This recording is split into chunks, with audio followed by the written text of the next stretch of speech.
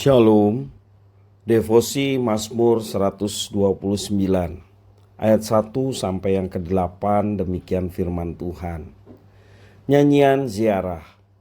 Mereka telah cukup menyesakkan aku sejak masa mudaku. Biarlah Israel berkata demikian. Mereka telah cukup menyesakkan aku sejak masa mudaku, tetapi mereka tidak dapat mengalahkan aku. Di atas punggungku pembajak membajak, membuat panjang alur bajak mereka. Tuhan itu adil. Ia memotong tali-tali orang fasik. Semua orang yang membenci Sion akan mendapat malu dan akan mundur.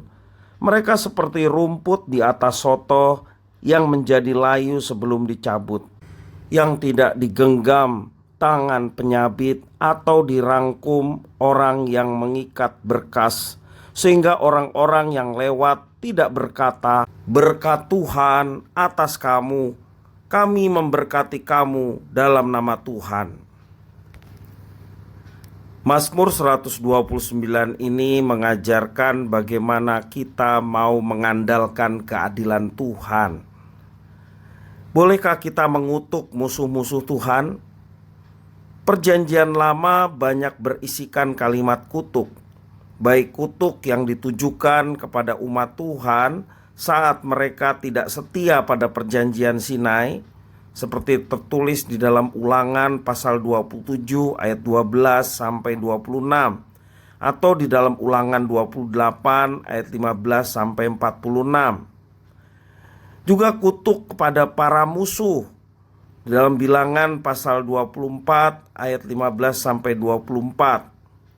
Kalau kita perhatikan di dalam perjanjian baru, Rasul Paulus pernah melontarkan kutuk terhadap orang yang memberitakan Injil yang sesat. Dalam Galatia pasal 1 ayat 8 sampai 9. Tuhan Yesus juga pernah mengucapkan kutuk di dalam Markus pasal 11 ayat 12 sampai 14 dan 20 sampai 21.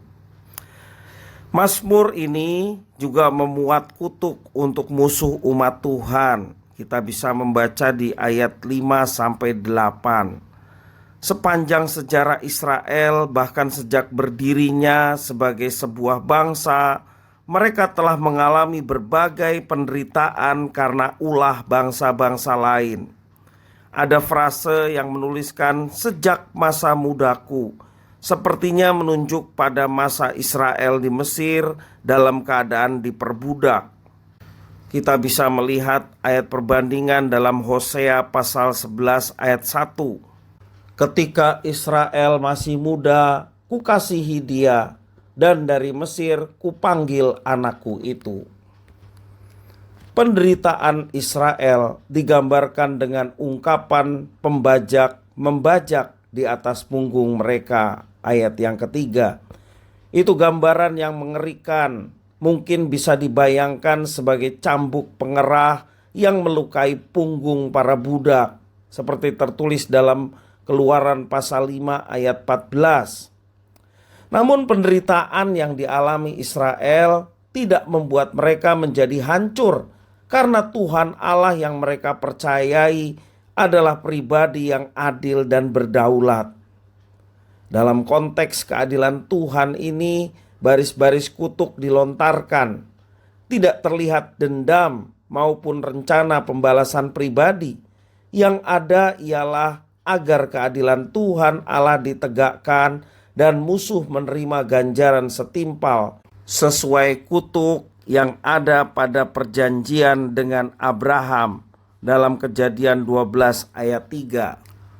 Aku akan memberkati orang-orang yang memberkati engkau dan mengutuk orang-orang yang mengutuk engkau, dan olehmu semua kaum di muka bumi akan mendapat berkat. Jika demikian, bolehkah kita mengutuk musuh-musuh Allah?